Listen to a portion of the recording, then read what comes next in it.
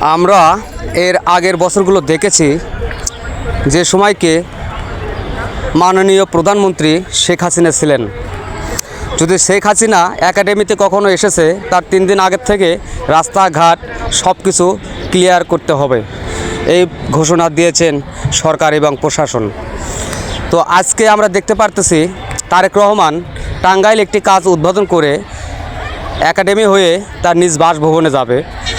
তো আমরা এখানে যে জনগণগুলো দেখতেছি সবাই কিন্তু একটাই অপেক্ষায় আছে, তারেক রহমান রাস্তাতে যাবে এবং আমরা এক নজর দেখব। সেই অপেক্ষায় কিন্তু অনেক লোকজন এখানে দাঁড়িয়ে আছে। রাস্তার পাশ দিয়ে প্রচুর লোকজন, গণনা করা হিসাব করা যাবে না। তো আপনারা দেখতে থাকুন, তারেক রহমান চলে আসবে, আমাদের মাননীয় প্রধানমন্ত্রী। এখন তিনি গাড়ির ভেতরেই আছেন হয়তো, কিন্তু আমরা তো অপেক্ষায় আছি। অপেক্ষা করতে করতে করতে ধৈর্যের বাঁধ ভেঙে দিচ্ছে, কিন্তু তারপরও আমরা নাসরবান্দা ছাড়তে যাচ্ছি না। আমরা দেখতে যাচ্ছি তারেক রহমান কীরকমভাবে আমাদেরকে দেখা দেয়। তো হাসিনা তো এ সময় দেখা দিতই না, রাস্তাঘাট ক্লিয়ার থাকতো, আর এত জনগণও রাস্তাঘাটে কখনোই দেখতে পারতেন না।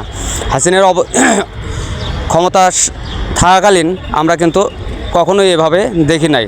তো তারেক রহমান আমাদের প্রধানমন্ত্রী হয়তো আর কিছুক্ষণের মধ্যেই আসবে এবং আমাদেরকে সাক্ষাৎ করবে।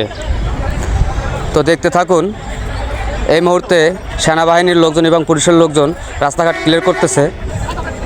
আর কিছুক্ষণ অপেক্ষা করুন, তাহলে দেখতে পারতেছেন।